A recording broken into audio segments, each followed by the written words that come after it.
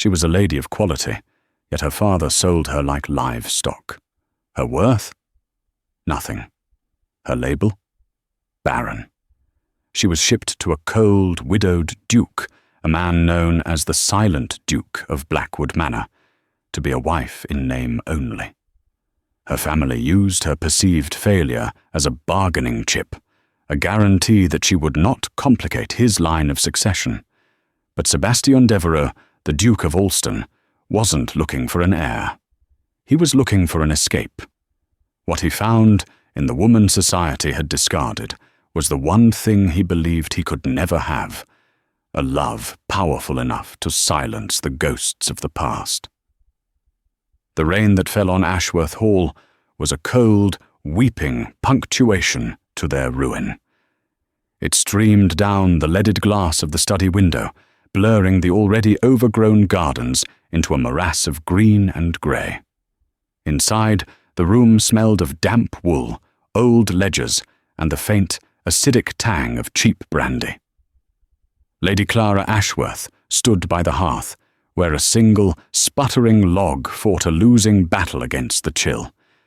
She was 22 years old and felt ancient. Her black mourning dress, worn for a husband she had barely known and certainly not loved, was threadbare at the cuffs. It had been 2 years since Lord Atherton had died, falling from a horse while drunk.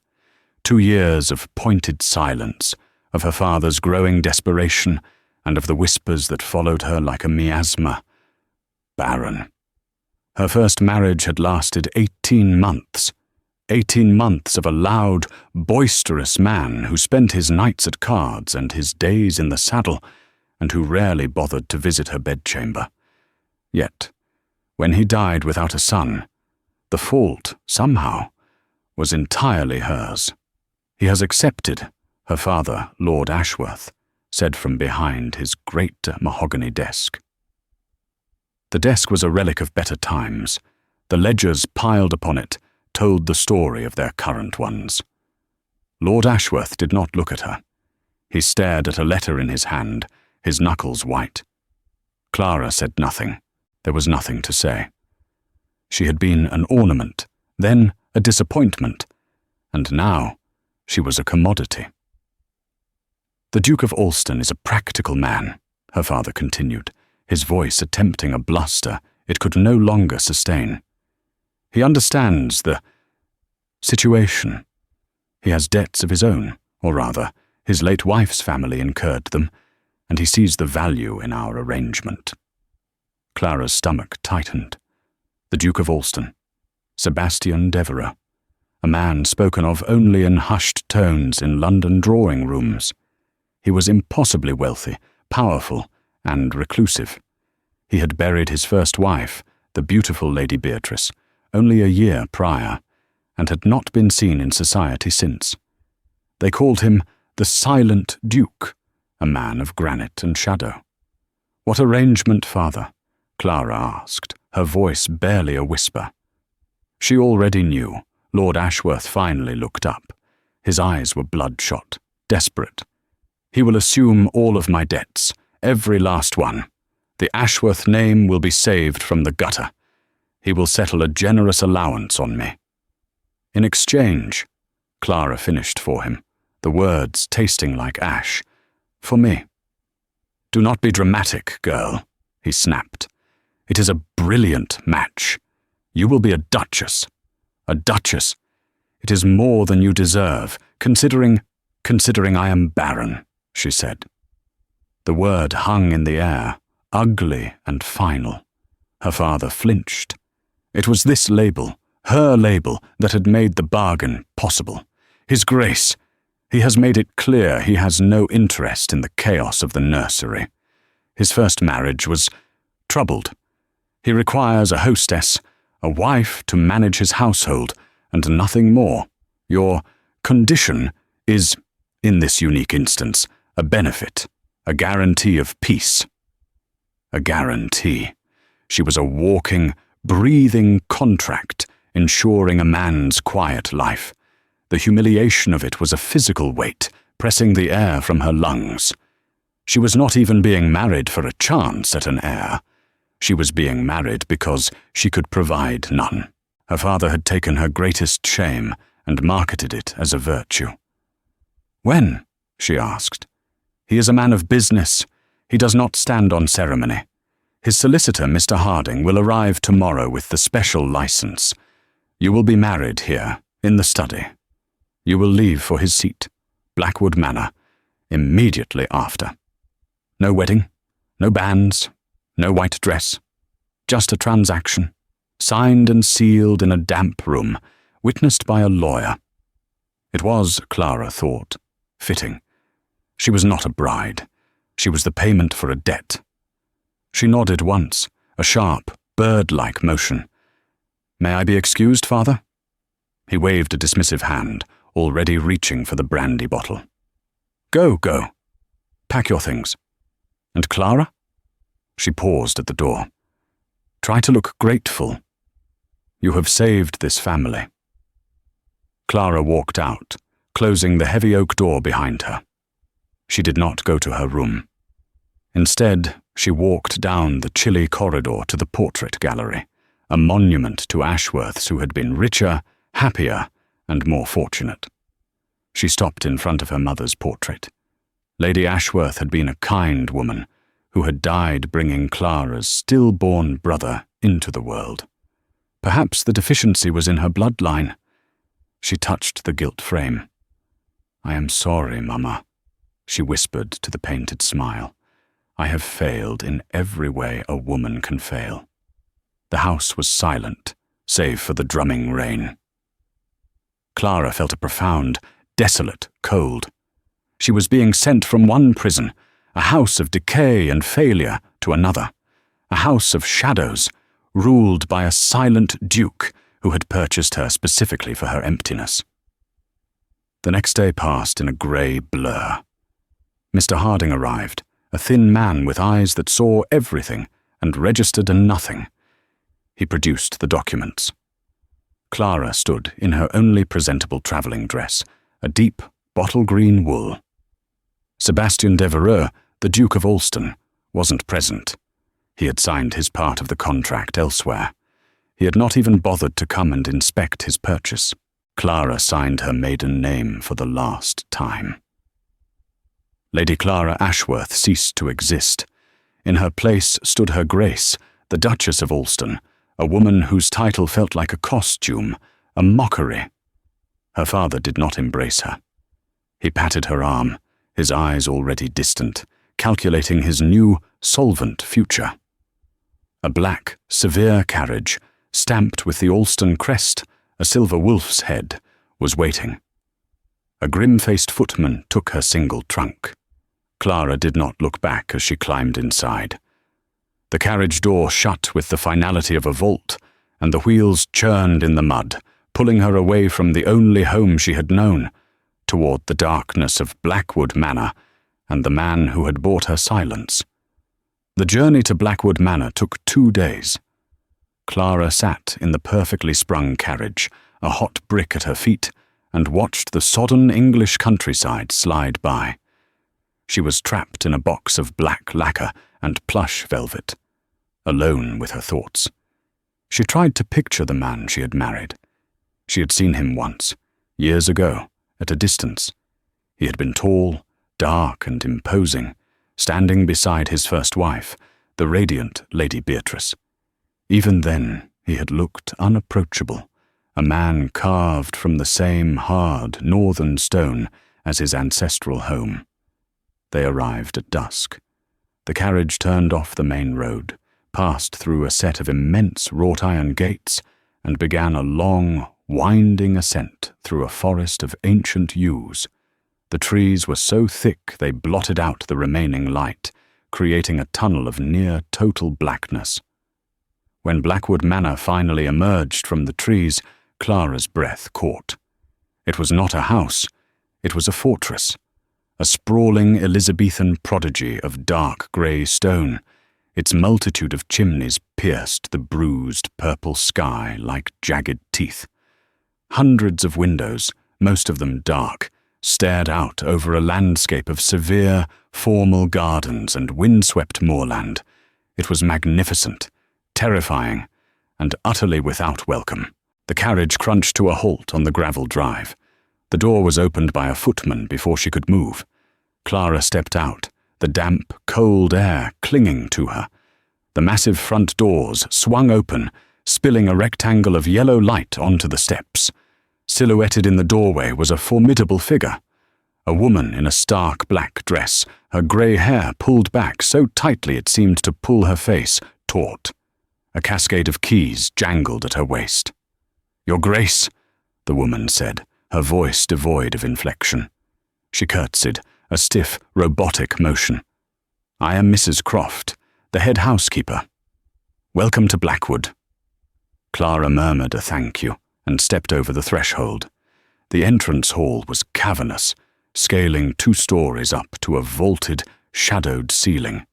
A fire roared in a fireplace large enough to roast an ox, but it did nothing to warm the cold radiating from the marble floors and stone walls.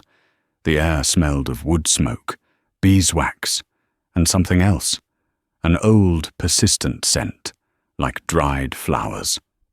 "His Grace is in his study," Mrs. Croft said, her gaze sharp and assessing. "He will see you there before supper, if you will follow me." She was not to be shown to her rooms. She was to be presented to her husband, like a visitor or a new servant. Clara's hands, hidden in her muff, trembled. She followed the housekeeper's rigid back across the echoing floor, her heels clicking an anxious rhythm. They passed portraits of severe-looking Devereux ancestors, their eyes seeming to follow her. Everything was dark, polished wood, heavy tapestry, and imposing shadow. The silence of the house was absolute, broken only by their footsteps and the distant ticking of a grandfather clock. Mrs. Croft stopped before a pair of dark, carved doors. "The Duke is expecting you." She did not knock. She simply opened one door and stepped aside, gesturing for Clara to enter. Clara took a steadying breath and walked in. The study was vast, lined from floor to ceiling with books. A fire crackled here as well, but the room was dominated by the man who stood before it, his back to her, staring into the flames. Sebastian Devereux, the Duke of Alston, was taller than she remembered. His shoulders, beneath a perfectly tailored black frock coat, were broad. He did not turn. "Mrs. Croft, you may leave us," he said. His voice was not loud, but it was deep, with a resonant command that filled the room. Clara heard the door click shut behind her, sealing her in. She stood stranded on the edge of a vast Persian rug, waiting. The silence stretched, thick and heavy. Finally he turned. Clara had prepared herself for a monster. The man before her was not that. He was, she realized with a strange jolt, devastatingly handsome, but in a way that offered no comfort. His face was all harsh angles and defined planes, a strong jaw, a straight nose, a firm mouth. His hair was black as a raven's wing, and his eyes were the color of a winter sky, a pale, piercing grey. They held no welcome, only a profound, weary intelligence. He looked at her as one might look at a new piece of furniture, assessing its quality and placement. "Lady, I apologize. You are the Duchess now," he said. His voice was smooth, cultured, and cold as the marble chimney-piece. "Your Grace," she replied, sinking into the curtsy she had practiced. "Please, do not. This situation is irregular. Let us not compound it with false ceremony. Sit." He gestured to a high-backed chair near the desk. Clara perched on the edge of it. He remained standing, one hand resting on the mantel. "I trust your journey was tolerable," he said. "It was. Thank you." Another silence. He seemed to be studying her, dissecting her. "Your father, Lord Ashworth, was clear on the terms of our agreement." Clara flushed, the heat rising up her neck. "He was, Your Grace." "Good." He looked away, back to the fire. "I wish to be equally clear. so that there are no misunderstandings between us. This marriage is a contract. You are now the Duchess of Alston. This house, and my properties in London and elsewhere, are your domain to manage. You will have a generous allowance. You will act as my hostess when I require it, which will be infrequent. You will have your own wing. I will have mine. We shall dine together most evenings. We will, in all public respects, appear as man and wife. He paused, and Clara felt her heart begin to hammer. He was laying out the bars of her cage. There is, however, one aspect of the contract that I must affirm. He turned his pale eyes back to her. My first marriage. It was consumed by one thing, the need for an heir. It became an obsession. It destroyed many things. A flicker of something, raw pain, perhaps, passed through his expression, so quickly she thought she might have imagined it.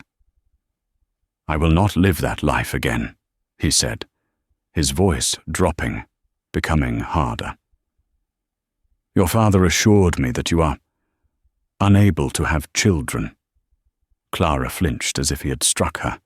Hearing it spoken so baldly by this stranger, her new husband, was a fresh level of torment.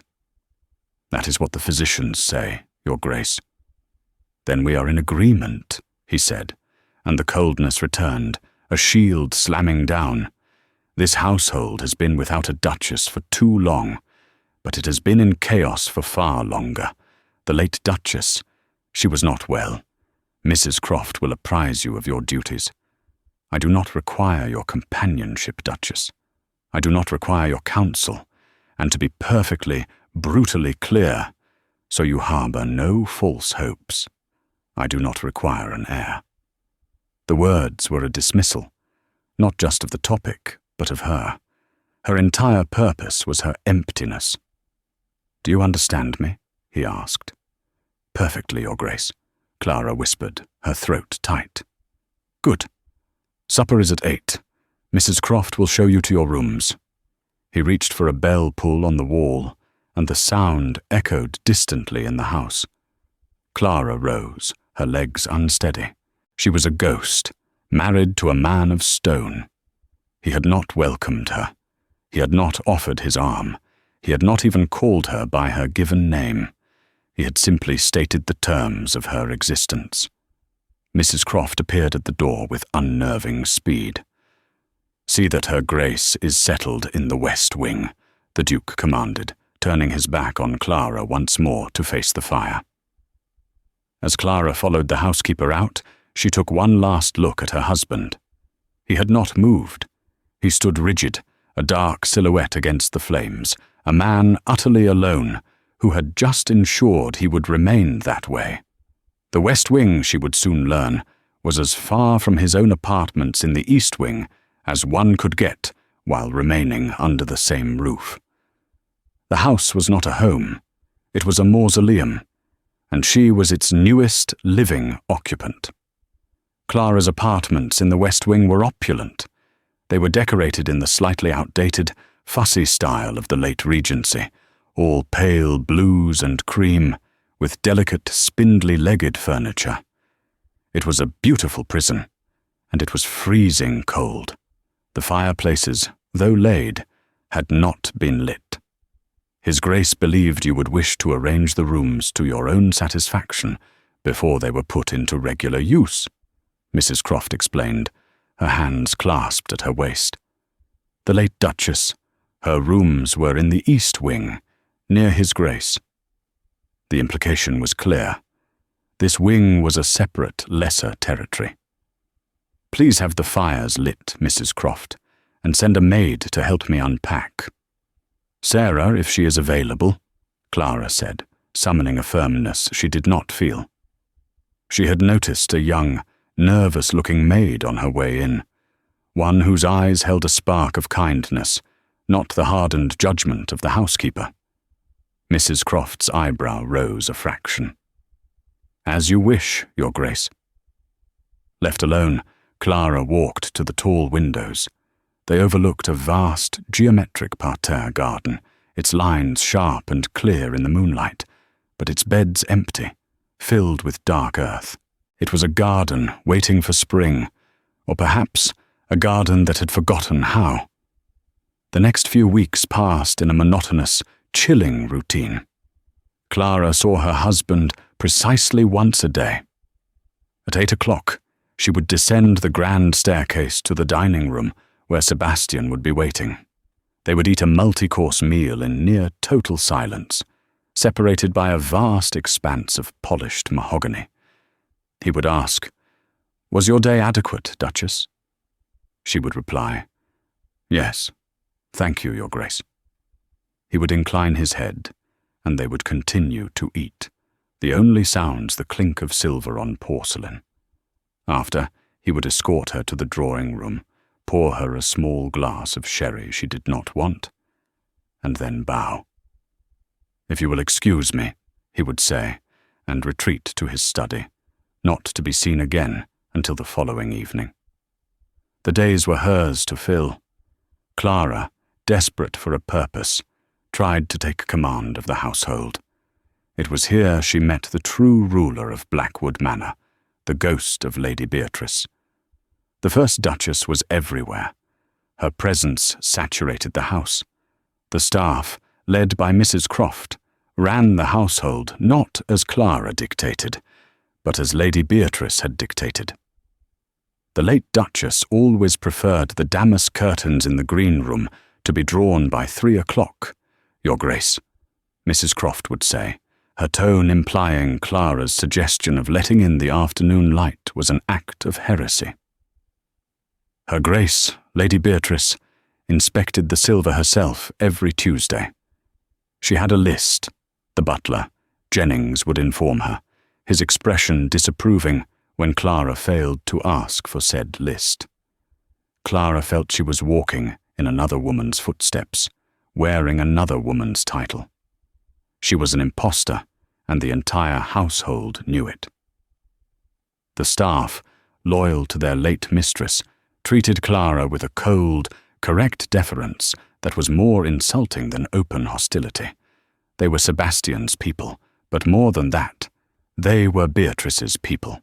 The most imposing monument to the first wife was in the long gallery. Clara had wandered in one rainy afternoon, drawn by the row of portraits, and there she was. The portrait of Lady Beatrice Devereux was twice the size of any other. She was painted in a vibrant blue dress, pearls gleaming at her throat. She was breathtakingly beautiful, with fiery auburn hair, a creamy complexion, and large, laughing green eyes.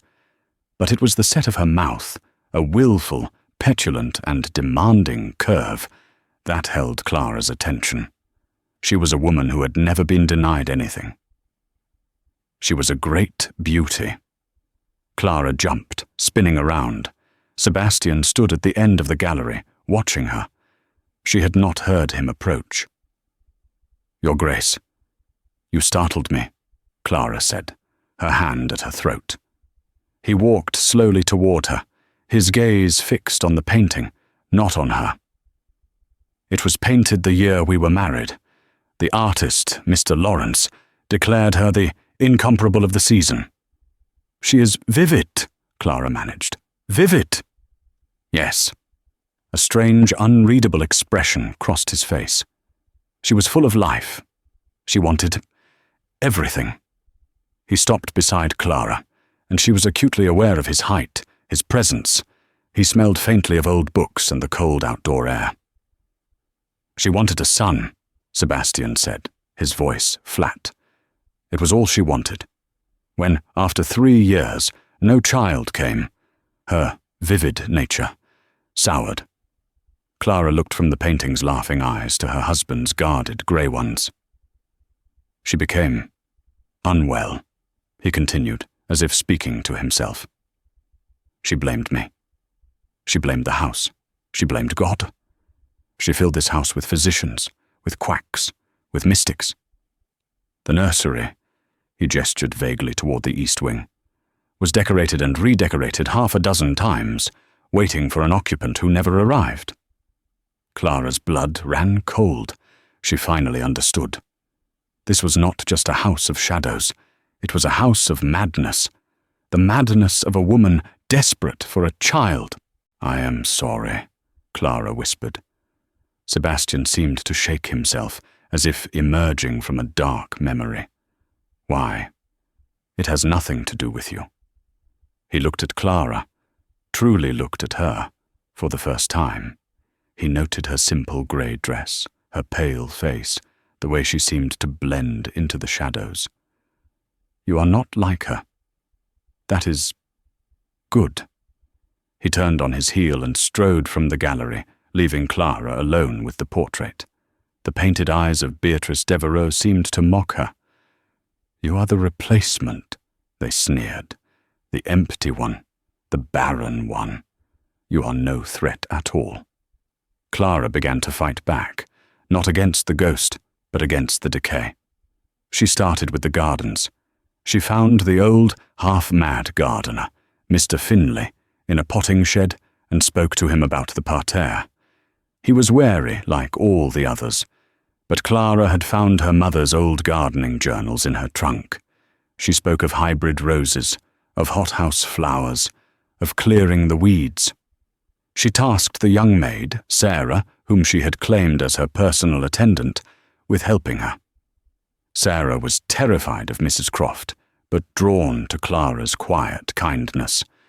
"Mrs. Croft says Lady Beatrice hated the dirt, Your Grace," Sarah whispered one afternoon as they knelt by the dormant rose bushes, their hands deep in the cold soil. She said flowers were for cutting and putting in vases, not for touching. "I like the dirt," Clara said, pulling a stubborn weed. "It's real." She began to spend her days outside, bundled in a heavy cloak, directing the undergardeners, her cheeks chapped by the wind. She felt a small, hard kernel of purpose. She could not bring life into the nursery, but she could bring it to this dead garden. One evening, she came in late for dinner. She had forgotten the time. She rushed to the dining room, her hair slightly damp from the mist, and a streak of mud on her cheek she had missed. Sebastian was already seated. He looked up as she hurried in, and his eyes widened almost imperceptibly. He took in her wind-flushed face, her bright eyes, and the smudge of honest earth. "You have been occupied, Duchess," he said, and for the first time there was no ice in his voice. There was something else. Curiosity. "The gardens, Your Grace. I am restoring the parterre, the one outside the west wing." "The Beatrice's despair," he murmured. "What?" "That is what the staff called it. She had it designed, then lost interest when it failed to bloom in its first season." He looked at Clara, a long, appraising look. "A difficult project." "I am not afraid of a challenge, Your Grace," Clara said, taking her seat. That night, for the first time, Sebastian Devereux did not retreat to his study after dinner. He stayed in the drawing room. He did not speak, but he sat by the fire and read a book, while Clara did her needlework. The silence was still present, but it was no longer a weapon. It was, for one small hour, almost comfortable. The tentative peace that had settled in the drawing room began to seep, slowly, into the rest of the house. Sebastian did not join Clara in the gardens, nor did he ask about her progress, but she would often look up from her work to see him watching from his study window. He no longer seemed to look through her at dinner. He looked at her. He asked her opinion on a political matter he was reading about in the Times. He commented on the new, vibrant floral arrangements she had begun placing in the main hall, using blooms from the hothouses. Clara, in turn, grew bolder. The house was so large, she was convinced there were parts of it she had never seen. One afternoon, guided by a restless curiosity, she explored the upper floors of the East Wing, his territory. She had no business being there, but she was drawn to a sunset of mystery. At the very end of a long, dust-filled corridor, she found a narrow staircase. It wound upward, ending at a single, heavy oak door. It was unlocked. She pushed it open and stepped inside. The room was circular, with a high, domed ceiling. It was dark, the air thick with the smell of brass polish and old parchment. As her eyes adjusted, she saw that the walls were lined with maps of the stars, and in the center of the room sat an enormous, complex object, a refracting telescope, its brass body gleaming dully, pointed up at a slit in the ceiling. It was an observatory. It was my grandfather's folly. Sebastian's voice came from the shadows. Clara gasped and spun around. He was sitting on a low bench built into the curved wall, almost invisible in the gloom. He was not dressed in his usual severe black, but in a thick wool sweater, his hair slightly rumpled. He looked younger and infinitely more approachable. "Your Grace, I am so sorry. I was exploring. I should not be here." She began to back away. "Stay," he said. It was not a command, but a simple request. "Few people ever come up here. Mrs. Croft believes it's haunted by my great-aunt, who allegedly threw herself from the roof." "Is it?" Clara asked, her fear eclipsed by curiosity. A small smile touched the corner of his mouth, a shocking, transformative expression. "Only by dust and me." He gestured to the bench. "Please." Clara sat, leaving a respectable distance between them. "It's magnificent." "It's my only true inheritance," Sebastian said, his voice softer here than she had ever heard it. "My father cared for horses, my mother for parties. My grandfather, he cared for this." He ran a hand along the telescope's barrel. "He taught me the constellations before I could read. Orion, Cassiopeia, Andromeda." He pointed to a large, leather-bound book on a nearby desk. "That is his logbook. He was searching for a comet he was convinced would one day bear the Devereux name. He died before he found it." "And you?" Clara asked gently. "Do you search for it?" His gaze turned distant. I did. Before my marriage. Before everything." He looked at her, his winter-grey eyes searching her face. "Beatrice hated this room. She said it was childish and pointless. She said I should be focused on the earth, on the estate, on heirs." The word dropped into the quiet room, but this time it had no power. "I think," Clara said, looking at the celestial maps, "that it is the most wonderful room I have ever seen. It must be beautiful to see the sky so clearly." Sebastian was quiet for a long time. "When the sky is clear," he said finally, "and the moon is new, you can see the rings of Saturn. The light is clean. It makes the world," he gestured vaguely at the floor, at the house below them, "seem very far away, very small." They sat in companionable silence, two small figures in a room dedicated to the infinite. He told her how the clockwork mechanism worked, how it turned the dome. She listened, absorbed, watching the faint light from the observation slit play over his angular face. She was seeing the man behind the title for the first time, a man of intellect, of passion, and of deep, hidden loneliness. "Clara," he said, and the sound of her own name was so startling, she looked at him, wide-eyed. "My given name is Sebastian." "Sebastian," she repeated. It felt strange and wonderful on her tongue. The spell was broken by the sound of a gong echoing from the floors below. "Dinner." Sebastian stood, the Duke's mask slipping back into place, though not as securely as before. "We should go down." He offered her his arm. Clara rested her fingers on his coat sleeve, her heart fluttering. As they descended the winding stairs, she felt a dangerous, terrifying bloom of hope. The hope was shattered a week later by the arrival of a carriage bearing the crest of his cousin, Mr. Julian Hayes. Julian was a pale, thin man with a perpetually damp smile and eyes that were too close together.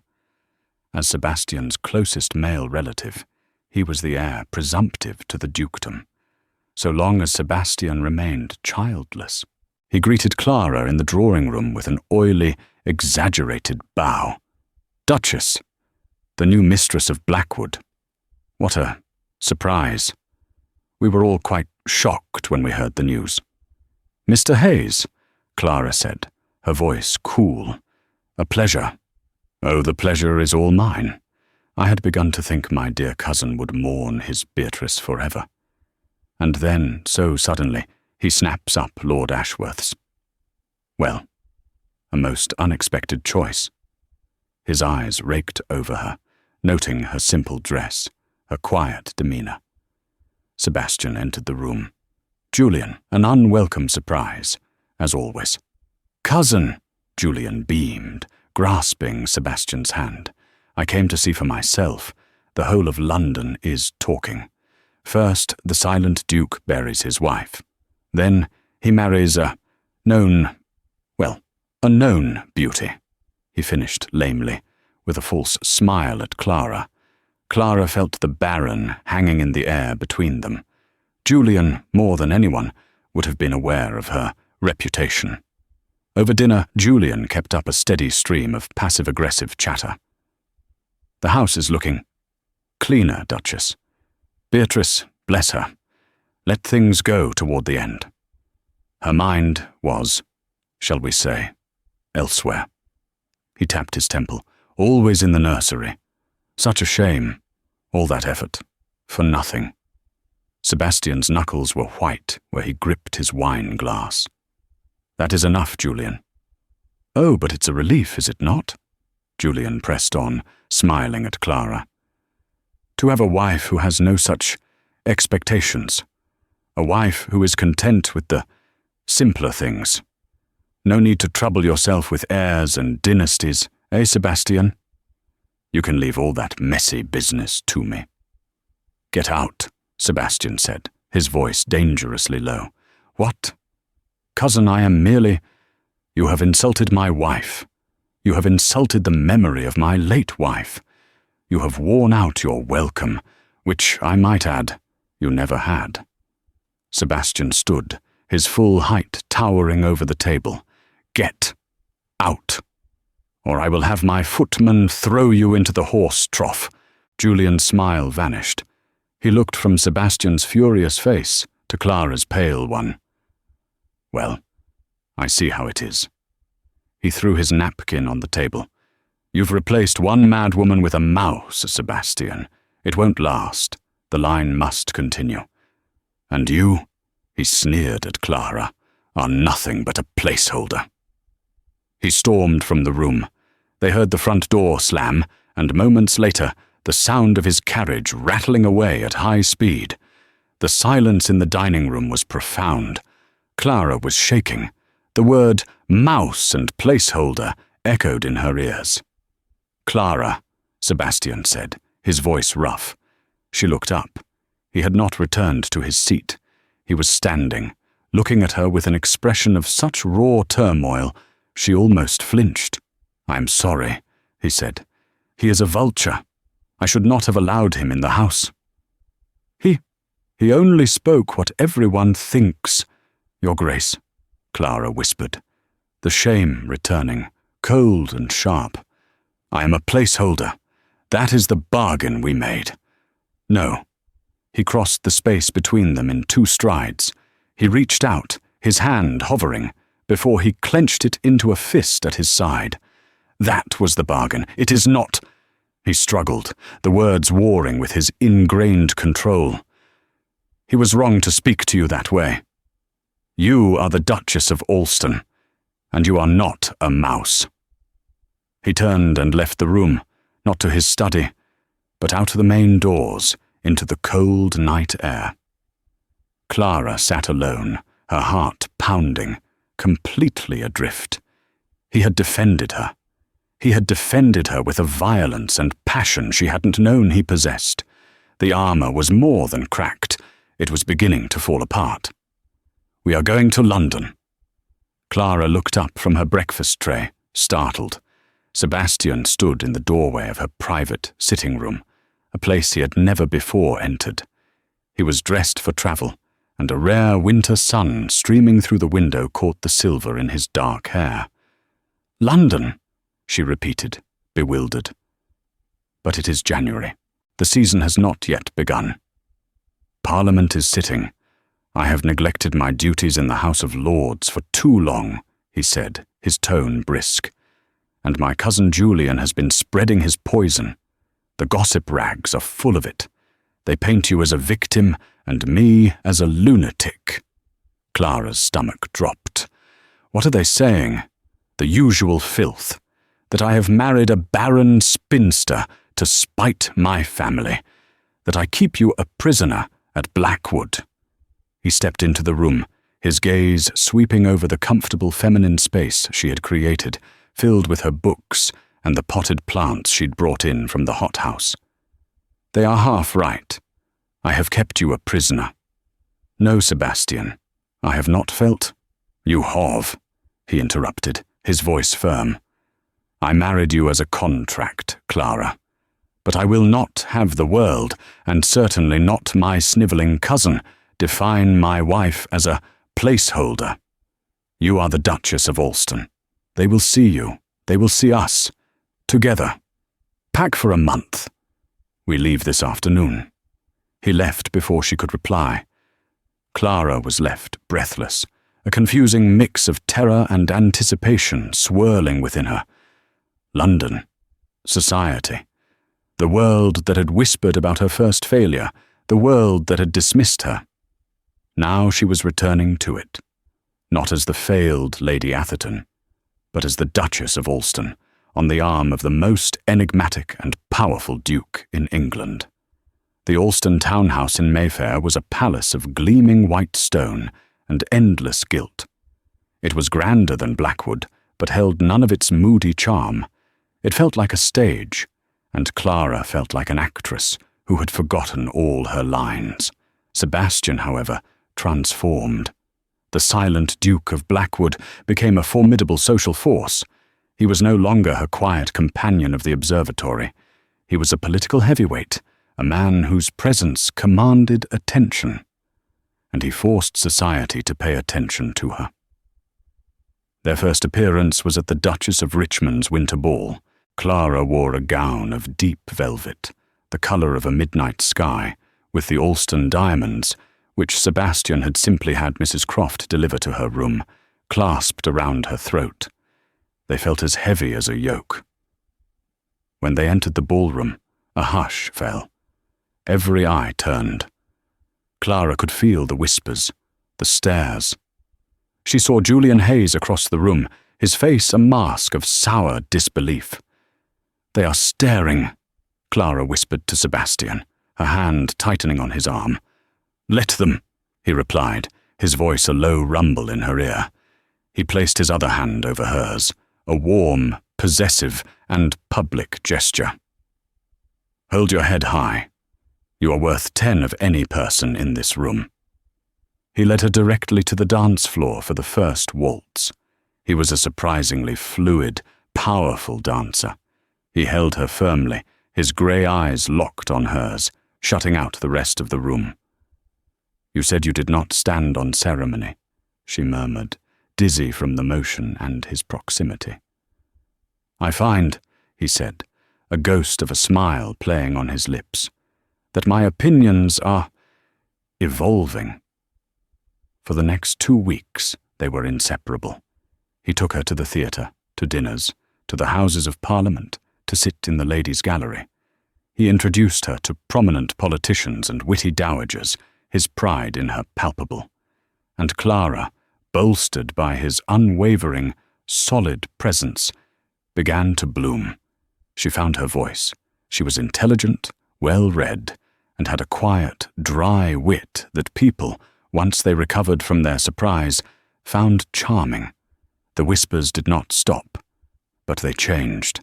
The barren placeholder was now the mysterious Duchess, the Ice Queen, who had melted the silent Duke. The attack, when it came, was not from Julian, but from her own blood. They were at an crushingly dull soirée at Lord Lansdowne's house. Clara had become separated from Sebastian, who was cornered by the Prime Minister. She was standing near an alcove, partially hidden by a large potted palm, when she heard her father's voice.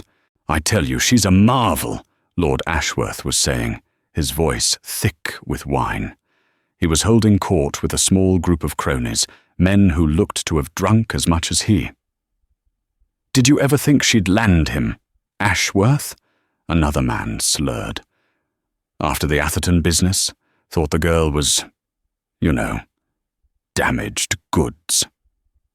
"That was the beauty of it," her father proclaimed, his laugh booming. "The Duke didn't want goods that worked. He wanted a decorative piece, and I had one to sell. He paid off every penny I owed just to take the barren chit off my hands. Best deal I ever made." A cold, sick dread washed over Clara. She leaned against the wall, the blood draining from her face. She had known it was a bargain, a transaction. But to hear it laid bare so crudely, so triumphantly, just to take the barren chit off my hands. She must have made a sound, because her father's voice stopped. He peered into the alcove. "Clara! My dear Duchess, I was just telling my friends what a triumph your marriage is."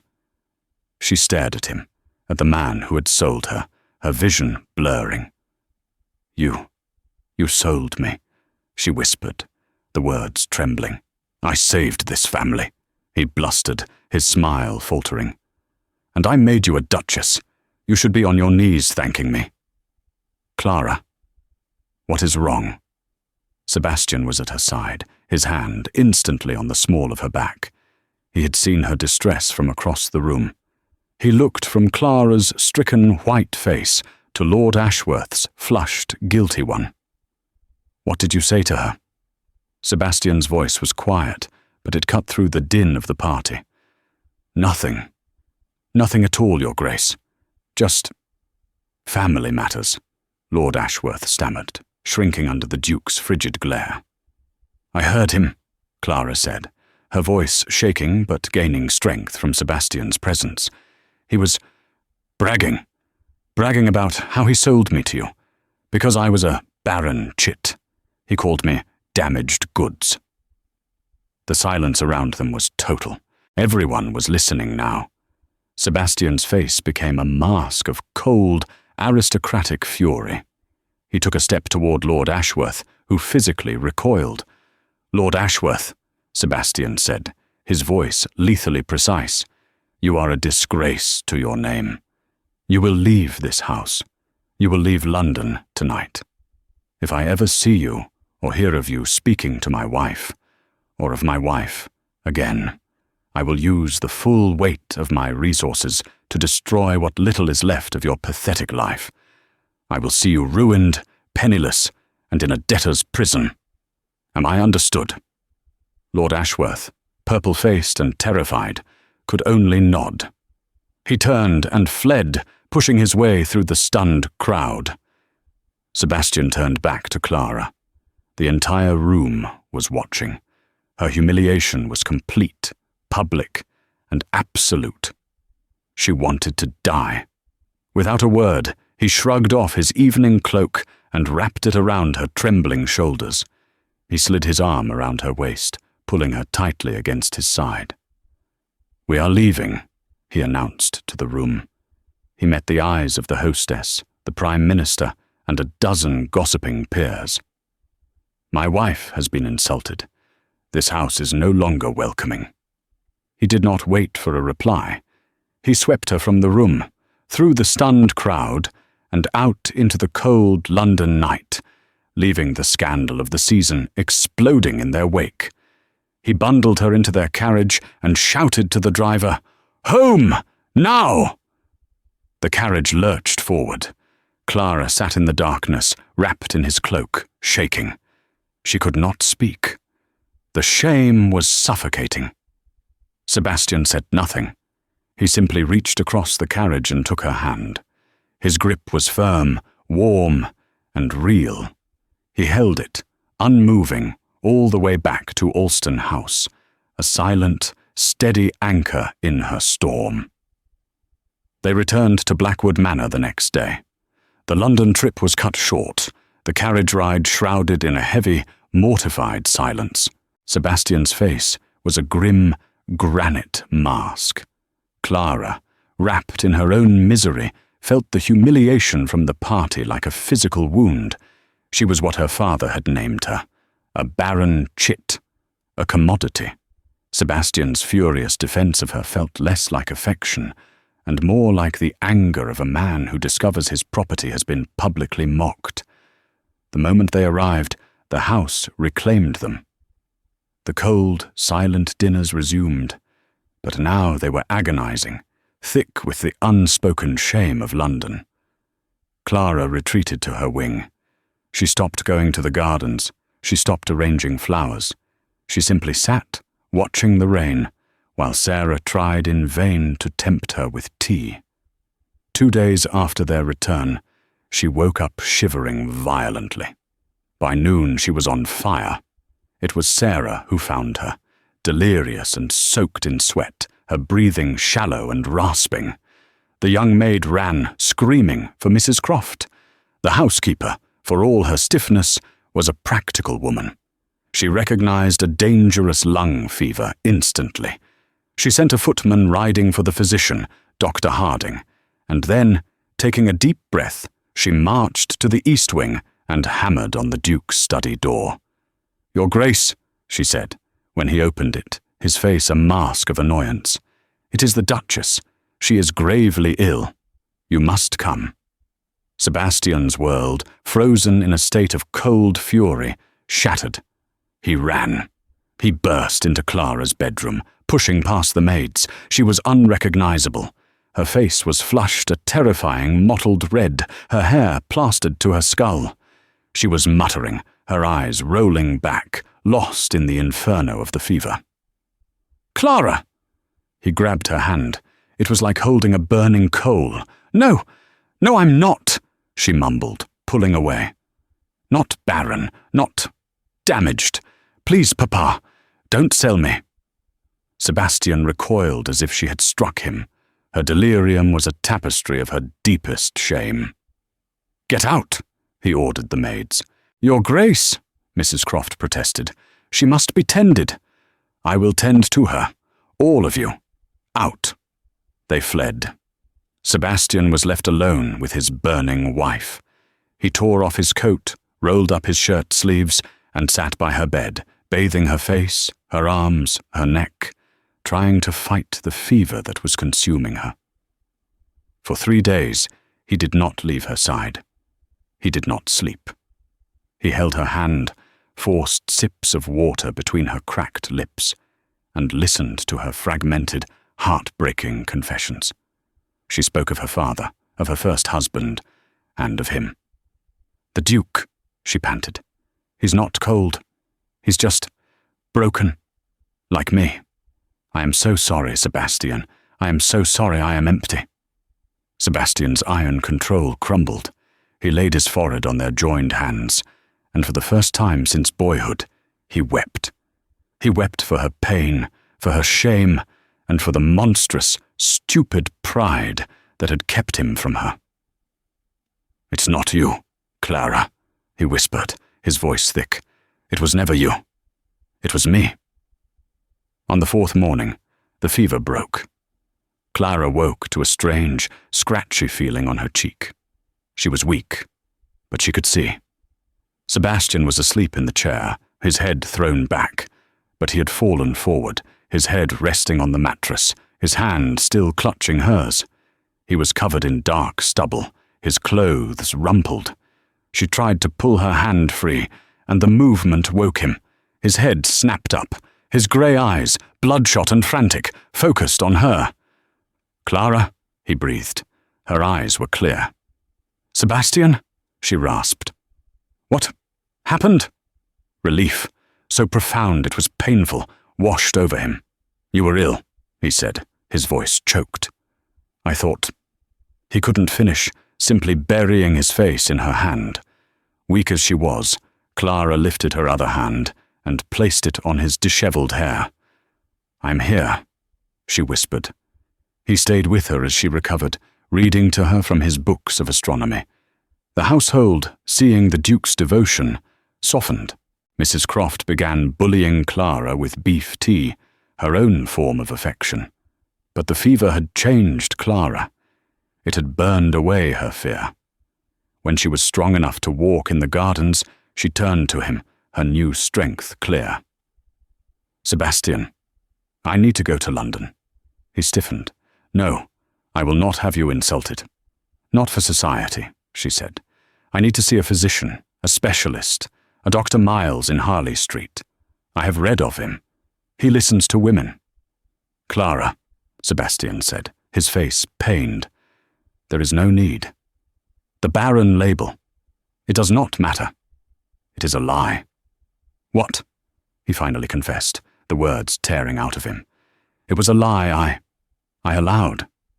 Beatrice, it was my fault, not hers. The physicians confirmed it. I am the one. I am the barren one, Clara. I cannot father a child."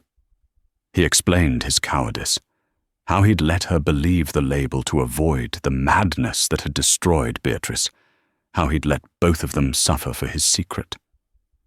Clara stared at him, realizing he had married her believing they were two halves of the same sterile coin. "I am still going to see Dr. Miles," she said, her voice firm. "But why?" "I have told you. It is me." "Because," Clara said, "I need to know for myself. Not for you, not for my father, not for an heir. For me. I need to know my own truth." Sebastian looked at her, this woman who had survived ruin, illness, and his own coldness, and he nodded. "I will take you myself." Dr. Miles's Harley Street office was professional and bright. After a thorough examination, he delivered his verdict. Clara was perfectly healthy. There was no medical reason she could not bear a child. She revealed the news to Sebastian in the carriage. He was stunned, his long-held belief in his own infertility, the secret that had poisoned his first marriage, was a lie. The possibility of an heir, the very thing he had run from, was real. They returned to Alston House to find Julian Hayes waiting. "I've heard about the bargain," Julian sneered, demanding Sebastian annul the marriage to the defective wife for the good of the line. Clara, her fear gone, faced him. "You are mistaken, Mr. Hayes. The physicians have confirmed I am perfectly capable of bearing a child." Julian paled, seeing the Devereux line continuing without him. But Sebastian, looking from his vulture-like cousin to his courageous wife, finally understood. He turned his back on Julian and cupped Clara's face. "Heirs are a legacy of blood," he said, his voice raw. "You are the legacy of my heart. I don't need an heir, Clara. I need your love." He had Julian thrown from the house and pulled his wife into his arms, their future finally secured not by duty, but by their bond.